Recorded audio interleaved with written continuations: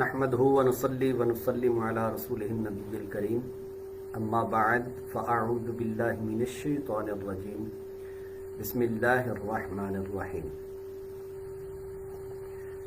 आज हम क़ज़िया हमलिया की तक़ासीम या तक़सीमात के बारे में पढ़ेंगे।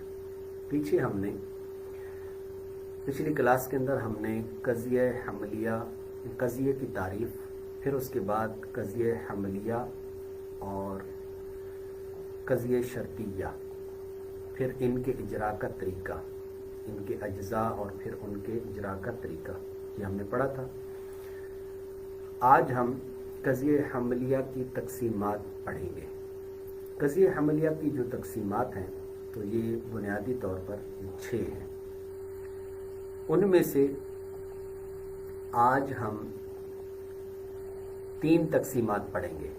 एक है राबिता के मज़कूर होने या ना होने के एतबार से, दूसरी तक़सीम है ईजाब सलब के एतबार से, और तीसरी तक़सीम है हरफ सलब का तरफ़ैन का जुज़ बनने या ना बनने के एतबार से। सबसे पहले राबिता के मज़कूर होने या ना होने के लिहाज से क़ज़िया हमलिया की तक़सीम। बुनियादी तौर पर इसकी वजह अक्सर यूँ बनती है कि क़ज़िया हमलिया 2 हाल से खाली नहीं कि उसमें राबिता मज़कूर होगा या नहीं। अगर मज़कूर हो तो उसको हम सुलासिया कहते हैं, और अगर मज़कूर ना हो तो उसको हम सुनाइया कहते हैं। यहाँ पर इसकी तारीफ़ लिखी हुई है कि सुनाइया उसको कहते हैं कि वो क़ज़िया हमलिया कि जिसमें राबिता महज़ूफ़ हो, जैसे ज़ैदुन क़ाइमुन।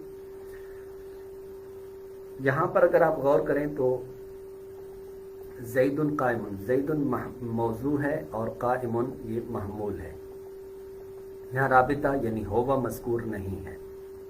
जबकि आगे सुलासिया में देखें तो वहाँ पर ज़ैदुन होवा क़ाइमुन यानी ज़ैदुन मौजू है और क़ाइमुन महमूल है, और होवा ये राबिता है जो कि मज़कूर है।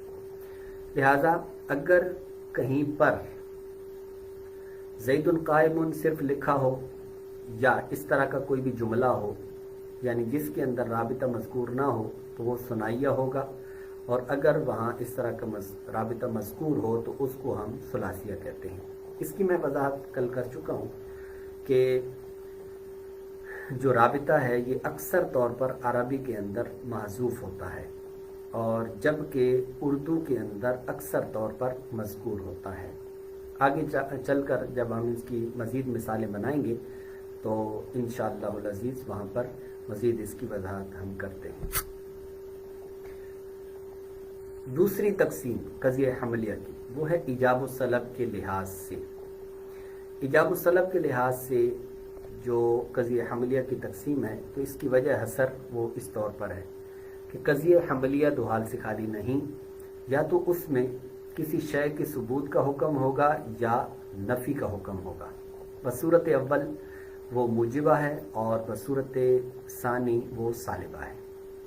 यहाँ पर मूजिबा की तारीफ़ ये की गई है कि क़ज़िया हमलिया में अगर किसी शय के सबूत का हुक्म हो तो उसे क़ज़िया हमलिया मूजिबा कहते हैं, जैसे अल इंसानु हयवान। और क़ज़िया हमलिया में अगर किसी शय की नफ़ी का हुक्म हो तो उसे हम क़ज़िया हमलिया सालिबा कहते हैं, जैसे अल इंसान लैसा बि फरसिन। तो बुनियादी तौर पर हमारे यहाँ पर 2 तक़सीमें हो गई। एक है राबिता के मज़कूर होने या ना होने के लिहाज से, और दूसरी है ईजाब सलब के लिहाज से। इसको आप सादा अल्फाज में यूँ भी कह सकते हैं कि मूजिबा वो होता है कि जो मुस्बत हो। उर्दू के अंदर हम ये लफ्ज़ इस्तेमाल करते हैं मुस्बत और मनफी। तो मुस्बत जो होता है उसको हम इल्म मंतिक के अंदर मूजिबा कहते हैं, और जो नफ़ी होता है उसको हम सालिबा कहते हैं। इसके बाद तीसरी तक़सीम है वो है हरफ सलब के मौजू व महमूल का जुज़ बनने या ना बनने के लिहाज से तक़सीम। ये बड़ी अहम एक तक़सीम है, और हमारे यहाँ जब इस सबक को पढ़ा जाता है तो उसके अंदर काफ़ी एक अजीब सी खुशकी पाई जाती है, और कहा जाता है कि जनाब पर ना जाने इसका कोई इस्तेमाल है भी सही या नहीं। तो आज इंशाअल्लाह अज़ीज़ इस पर थोड़ी सी हम तफसील के साथ गुफ्तगू करेंगे कि ये जो हरफ सलब का मौजू का जुज़ बनने या महमूल का जुज़ बनने या फिर दोनों का जुज़ बनने के लिहाज से ये जो तकसीम है, इसका फ़ायदा क्या होता है और ये किस जगह पर इस्तेमाल होते हैं। सबसे पहली बात ये कि असल के एतबार से जो हरफ सलब है, यानी हरफ नफ़ी जिसको हम कहते हैं, ये निस्बत ईजाबी की नफ़ी के लिए इस्तेमाल होता है। यानी कहीं पर यह है कि किसी निस्बत के अंदर सबूत है, मसलन मैं कहता हूँ कि ये किताब मुफीद है, तो यहाँ अगर आप देखें तो इस कज़िये के अंदर ये निस्बत ईजाबी है, यानी मुफीद होने को साबित किया गया है किताब के लिए, लिहाजा ये निस्बत ईजाबी है। इसी तरह निस्बत ईजाबी की मैं और भी कुछ मिसालें दे देता हूँ। मसलन वो शख्स खड़ा है तो खड़ा है, इसी तरीके से ये जो खड़ा होना है, ये जो सबूत है, तो इसको हम निस्बत ईजाबी कहेंगे। इसी तरीके से बल्ब रोशन है, तो बल्ब का रोशन होना, ये जो बल्ब के लिए हम साबित कर रहे हैं, तो ये साबित चूँकि कर रहे हैं इसलिए ये निस्बत ईजाबी है। इसी तरीके से मोबाइल ऑन है, मोबाइल ऑफ है, ये जितने भी हमने अल्फाज बोले हैं इनके अंदर हम कोई एक शय को दूसरी शय के लिए साबित कर रहे हैं और ये निस्बत ईजाबी कहलाती है। और अगर हम इस निस्बत ईजाबी को, या हमारे पास कोई मुस्बत जुमला है, कोई कज़िया है कि जिसमें निस्बत ईजाबी है, तो अगर हम उसकी नफ़ी कर देते हैं तो ये जो नफ़ी करना होगा, तो हरफ सलब जो होता है ये असल के अंदर इसका जो इस्तेमाल है वो निस्बत ईजाबी की नफ़ी के लिए होता है। अब मिसाल के तौर पर अभी हमने जो चंद मिसालें दी हैं, इन मिसालों के अंदर हम इसमें जो हरफ सलब है जो कि उर्दू के अंदर काफ़ी सारे इस्तेमाल होते हैं, अरबी में भी काफ़ी सारे होते हैं, लईसा इस्तेमाल होता है, ला इस्तेमाल होता है वगैरह, और इसी तरीके से उर्दू में भी हरफ सलब ये काफ़ी सारे होते हैं। मसलन नहीं लफ्ज़ ये हरफ सलब है, ना ये भी हरफ सलब है। तो इस तरीके से उर्दू के अंदर जितने भी हरफ सलब इस्तेमाल होते हैं, अगर हम किसी निस्बत ईजाबी की नफ़ी के लिए उनको इस्तेमाल करेंगे तो कहा जाएगा कि यहाँ पर ये जो हरफ सलब इस्तेमाल हुआ है तो ये अपनी असल में इस्तेमाल हुआ है, उसका असल इस्तेमाल है। और एक होता है उसका मजाजी इस्तेमाल, जो कि अभी हम अर्ज करते हैं। अब सबसे पहले हम इसको देखते हैं कि निस्बत ईजाबी का सलब कैसे किया जाता है और वो जो हरफ सलब है वो किस तौर पर उस माना में इस्तेमाल हो रहा है। मसलन मैंने कहा कि ये मोबाइल ऑन है। अब ऑन होना ये साबित किया गया है मोबाइल के लिए, लिहाजा ये है चूँकि सबूत है, इस वजह से ये है निस्बत ईजाबी। इसको हम कहेंगे मुजिबा, जो कि अभी हम पहले पढ़ चुके हैं, मुजिबा।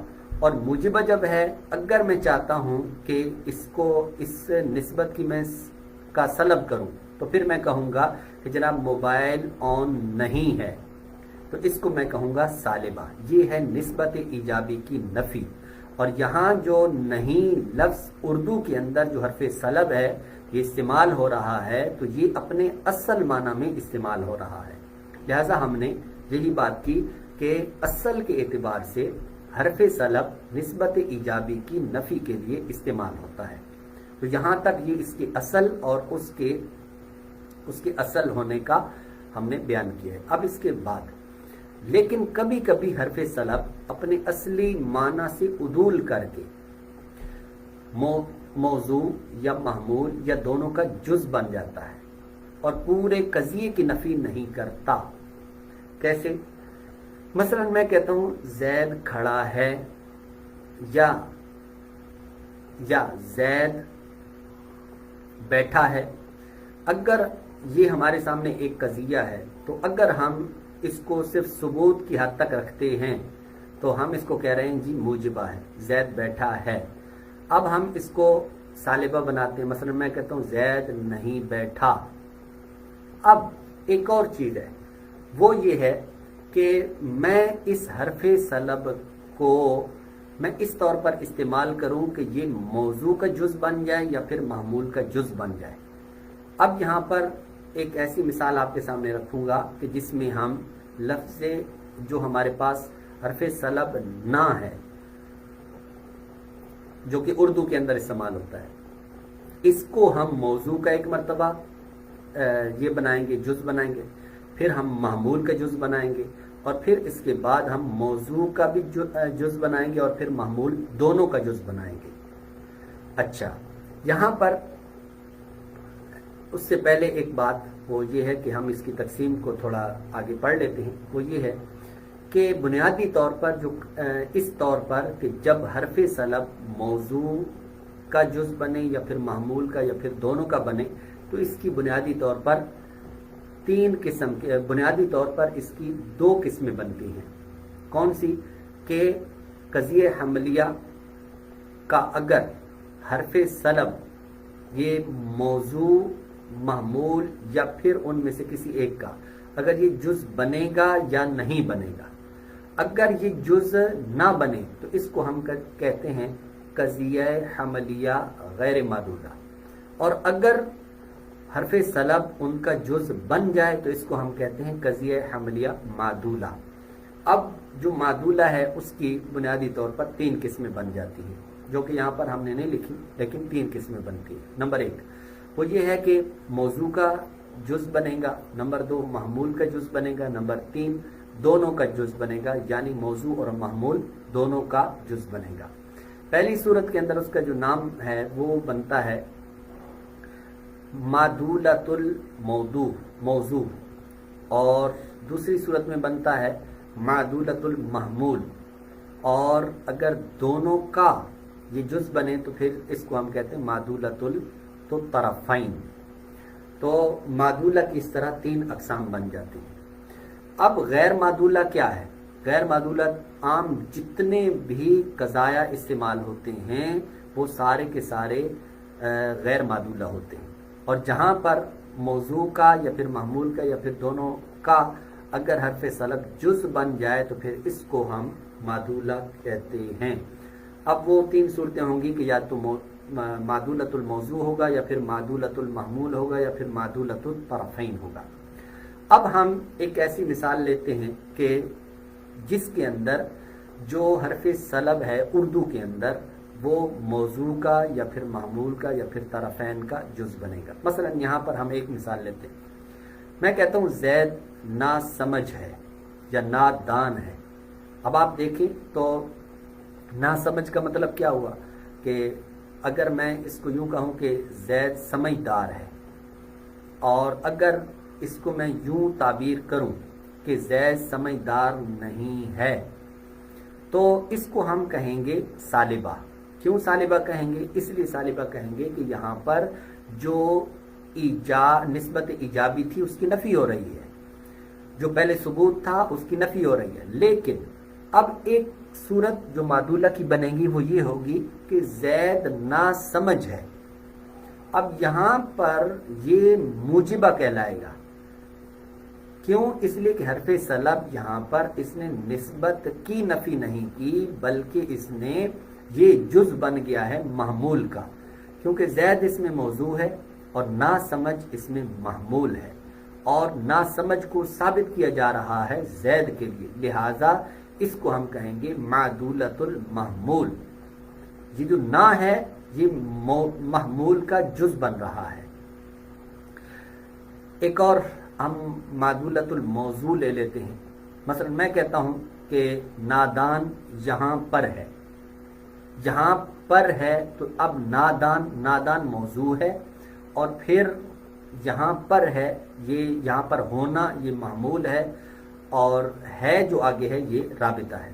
اب میں نے کہ یہاں ہونے کو ثابت کیا ہے نادان کے ساتھ یا پھر ناسمجھ کے ساتھ اس طور پر، تو اب اس صورت میں آپ دیکھیں تو یہ کہلائے گا موجبہ، اور موجبہ ہونے کے ساتھ ساتھ اب اس کے اندر حرف سلب موجود ہے لیکن وہ موضوع کا جز بن رہا ہے، لہٰذا اس کو ہم کہیں گے کہ یہ قضیہ حملیہ معدولۃ الموضوع ہے اور موجبہ بھی ہے. موجبہ کیوں ہے؟ اس لیے کہ یہاں پر نسبت کا ثبوت ہے نہ کہ نسبت کی نفی ہے. تو اس وجہ سے اس طور پر یہ ہمارا جو ہے قضیہ حملیہ معدولہ اس طور پر استعمال ہوتا ہے. میں چند ایک مزید اس کی مثالیں یہاں پر پیش کروں گا. وہ یہ ہے کہ ہمارے ہاں جو حرف سلب استعمال ہوتے ہیں ان میں اردو کے اندر اس طور پر بھی استعمال ہوتے ہیں. مثلا ایک لفظ استعمال ہوتا ہے نا، جس طرح یہاں پر نا واقف، نادان، نا سمجھ، اس طرح کے لفظ استعمال ہوتے ہیں. تو یہ موضوع بنے یا پھر محمول بنے تو یہ اس کا جز بن رہا ہوتا ہے.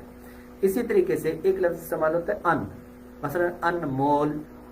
انمول، مول کا مطلب ہوتا ہے کہ قیمت، اور انمول کا مطلب ہوتا ہے جس کی کوئی قیمت نہ ہو. تو انمول یہ وہاں استعمال ہوتا ہے کہ اتنا قیمتی ہے کہ جس کی کوئی قیمت نہیں بنتی، یعنی کسی کے پاس اتنی قیمت نہیں.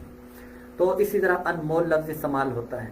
اسی طرح اور بھی بہت سارے الفاظ ایسے ہیں کہ جو ہمارے ہاں استعمال ہوتے ہیں اور وہ یا تو موضوع کا جز بنتے ہیں، حرف سلب ہوتا ہے اور وہ ان کا جز بنتا ہے، تو وہ یا تو موضوع بنتے ہیں یا پھر معمول بنتے ہیں. اسی لحاظ سے یہ قضیہ معدولہ کہلائے گا. اور قضیہ معدولہ کا استعمال اب کہاں کہاں ہوتا ہے، اس کے لیے میں ایک اہم ترین چیز عرض کرتا ہوں. یہاں پر دیکھو، اس پر بڑی تفصیل ہے، اس کی بہت زیادہ مثالیں دی جا سکتی ہیں، لیکن فی الوقت میں یہاں پر ایک مثال آپ کو دینا چاہوں گا.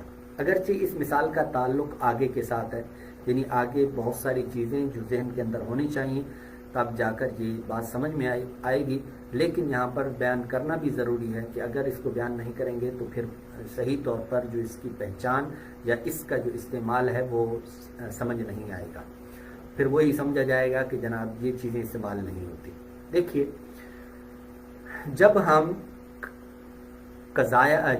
قیاس بناتے ہیں، مثال کے طور پر قیاسی حملی ہم ترتیب دیتے ہیں، اس کو میں اردو کے اندر ایک قیاس آپ کے سامنے رکھتا ہوں.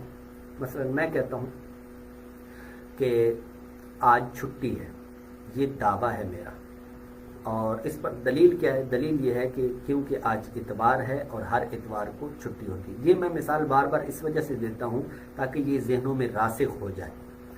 تو آج اتوار ہے اور ہر اتوار کو چھٹی ہوتی ہے.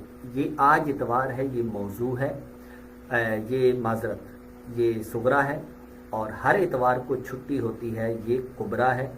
اور جب ہم اس کا نتیجہ نکالتے ہیں تو وہ نتیجہ حد اوسط گرا کر جو نتیجہ نکلتا ہے وہ نکلتا ہے کہ جناب آج چھٹی ہے.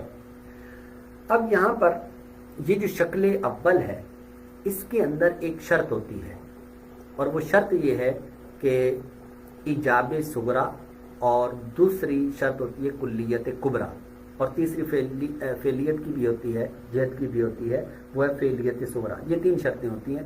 ان میں سے ہم پہلی جو شرط ہے اس کی طرف توجہ کرتے ہیں. پہلی شرط اس میں یہ ہے کہ وہ کیا ہونا چاہیے؟ وہ موجبہ ہونا ہے، یعنی صغرا جو ہے وہ موجبہ ہوگا تو تب جا کر یہ صحیح نتیجہ دے گی. اب یہاں پر بات یہ ہے کہ میں چاہتا ہوں، اب میرے پاس جو مواد ہے، یعنی جو میرے پاس مضامین ہیں جن سے میں نے کوئی نتیجہ اخذ کرنا ہے، اس کو میں جب صغرا بناتا ہوں تو وہ میرے پاس ہے سالبہ ہے. اور جب کہ مجھے اس قیاس کے لیے یہاں پر جو اس شکل کے لیے میرے پاس ضروری ہے کہ جو میرا صغرا ہے وہ موجبہ ہونا چاہیے، وہ سالبہ نہیں ہونا چاہیے. تو اب میں کیا کروں گا؟ وہ کون سا طریقہ ہوگا کہ جس کی بنیاد پر میں اس سالبہ کو موجبہ بنا دوں؟ تو سالبہ کو موجبہ بنانے کے لیے پھر میں کیا کروں گا؟ مثال کے طور پر وہاں میرے پاس قضیہ ہے، وہ یہ ہے کہ جناب زید سمجھدار نہیں ہے، زید عالم نہیں ہے. فرض کریں اس طرح کا جملہ ہے، اس طرح کا قضیہ ہے. اب یہ ہے سالبہ، اور مجھے کیا چاہیے؟ مجھے چاہیے موجبہ. تو اب میں کیا کرتا ہوں؟ میں یوں اس کو بنا دیتا ہوں کہ زید نا سمجھ ہے. पहले था जैद समझदार नहीं है, तो वो सालिबा था। अब मैंने इसको क्या बना दिया कि जैद ना समझ है, तो ये क्या बन गया, मुजिबा। तो अब मैं यहाँ पर इस कियास के अंदर इसको इस्तेमाल कर सकता हूँ, मेरी शर्त पूरी हो जाएगी, यानी इजाब सुगरा यहाँ पर शर्त पूरी हो जाएगी। तो अब मैं इसके जरिए से नतीजा बआसानी निकाल सकता हूँ। इसी तरीके से फर्ज करें कहीं पर मुझे चाहिए जनाब सालिबा, और मेरे पास जो मजमून मौजूद है या मवाद मौजूद है वो है मुजिबा। तो अब वहां पर मैं क्या करता हूं, वहां पर जो मुजिबा है उसको मुझे चाहिए सालिबा, तो फिर मैं क्या करता हूं कि उसका मैं सलब कर दूंगा। या फिर अगर वो मुजिबा ऐसा है कि जिसके अंदर मौजू या फिर मामूल ऐसा है कि जो मादूला है, यानी हरफ सलब उसके साथ है, तो अब मैं क्या करूंगा, उस हरफ सलब को वहां से मौजू या मामूल या उन दोनों का जो जुज बन रहा है उसमें से किसी एक का हटाकर आगे जाकर उसको मैं सालिबा बना दूंगा। तो इस तरीके से ये जो कज़िया हमलिया है ये इस्तेमाल होता है, जो कज़िया हमलिया मादूला है। इसी तरीके से ये एक मिसाल आपको दी है। अब दूसरा इसका इस्तेमाल वो कहाँ पर होता है, वो मिसाल के तौर पर जब आप अहकाम कज़िया में जाएंगे, आगे हम इंशाअल्लाह इनको पढ़ेंगे। अहकाम कज़िया में जब हम जाएंगे वहाँ पर हम तनाकुज़ की बहस आती है। तनाकुज़ के बाद तीन चीज़ें होती हैं अहकाम कज़िया। एक तनाकुज़ होता है, एक अक्से मुस्तवी होता है, और एक अक्से नकीज़ होता है। ये तीन है। अब उसमें से तनाकुज़ को आप थोड़ी देर के लिए साइड पे रखें, बकिया जो दो हैं उनके लिए क्या होता है कि वो कुछ सूरतें ऐसी होती हैं कि जिसमें मसलन अक्से मुस्तवी की बात करें तो बाद सूरतों में अक्से मुस्तवी नहीं आता। इसी तरीके से अक्से नकीज़ की अगर बात करें तो बाद सूरतों में अक्से नकीज़ नहीं आता। अब जब वो नहीं आते, लेकिन उनसे अगर मैंने अक्से नकीज़ या अक्से मुस्तवी को लाना है, तो उस लाने के लिए फिर हमें वहां पर जो कज़िया हमलिया मादूला है ये हमें काम देता है। वहां पर फिर हम अगर वो फर्ज करें सालिबा है और सालिबा से वो नहीं आता, तो फिर मैं उसको मुजिबा बना देता हूँ मादूला के जरिए से, और फिर मादूला का चूंकि वो अक्स आता है, फर्ज करें मुजिबा का आता है, तो लिहाजा वहां पर मैं उसको इस्तेमाल कर दूंगा। तो ये एक मैंने फर्ज के तौर पर बात अर्ज की है। तो लिहाजा ये जो कज़िया हमलिया मादूला होता है इसका बहुत ज्यादा इस्तेमाल होता है। अब हम थोड़ा आगे बढ़ेंगे। वो ये है कि कज़िया हमलिया की तीन जो अक़साम अभी हमने पढ़ी हैं, कौन सी, सुनाइया, सुलासिया ये दो, और मुजिबा सालिबा ये, और फिर मादूला और गैर मादूला। इनकी अब यहाँ पर हम इन तीनों अक़साम का इजरा करेंगे। सबसे पहले हम एक मिसाल लेते हैं। मसलन मिसाल ये किताब मुफीद है,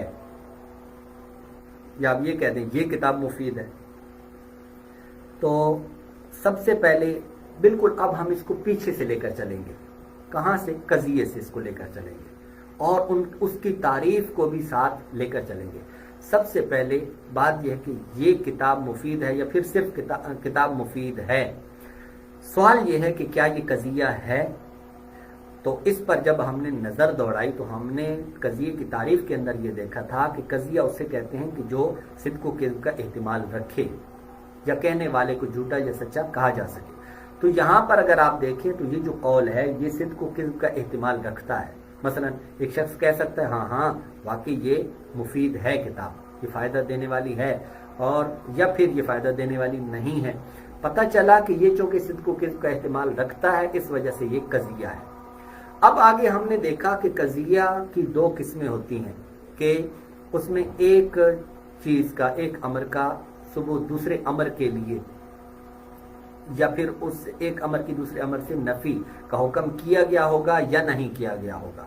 अगर किया गया हो तो उसको हम कहेंगे कि ये हमलिया है, और अगर ना किया गया हो तो उसको हम कहेंगे ये शर्तिया है।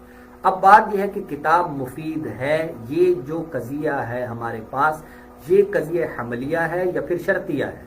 तो जब हमने इस पर गौर किया तो इसमें मुफीद होने को साबित किया जा रहा है किताब के लिए, लिहाजा ये है हमारे कज़िया हमलिया।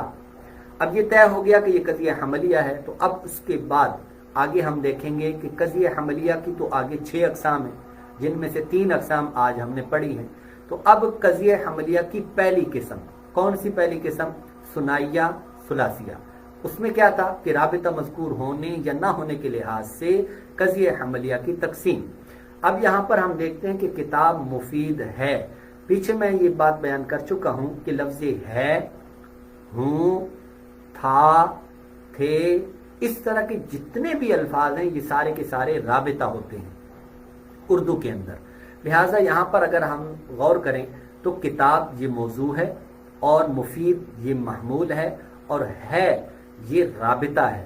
تو جب رابطہ مذکور ہوا تو اب ہم اسے کہیں گے کہ یہ قضیہ حملیہ ثلاثیہ ہوا، کیونکہ یہاں پر رابطہ مذکور ہے، کہ رابطہ مذکور ہو تو وہ ثلاثیہ ہوتا ہے، اور مذکور نہ ہو تو وہ ثنائیہ ہوتا ہے۔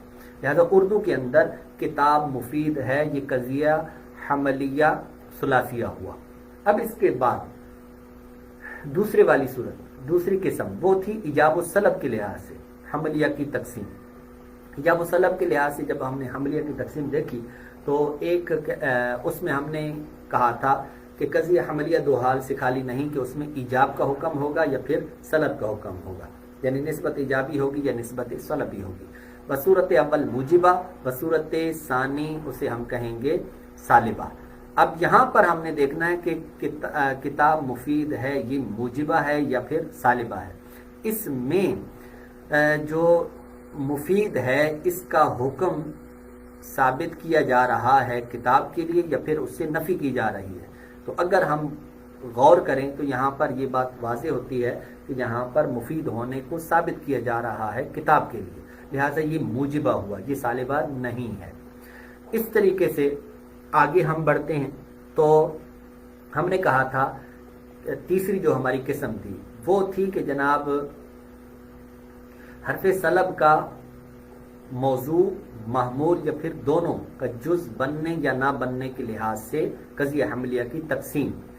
تو اس لحاظ سے کتاب مفید ہے، اس قضیے کو اگر ہم دیکھتے ہیں تو اس کے اندر غور کریں تو کوئی حرف سلب نہیں ہے، حرف سلب نہیں ہے، نہ ہی وہ موضوع کا جز بن رہا ہے، نہ ہی وہ محمول کا جز بن رہا ہے، اور نہ ہی وہ محمول کا جز بن رہا ہے، اور نہ ہی دونوں کا ہے۔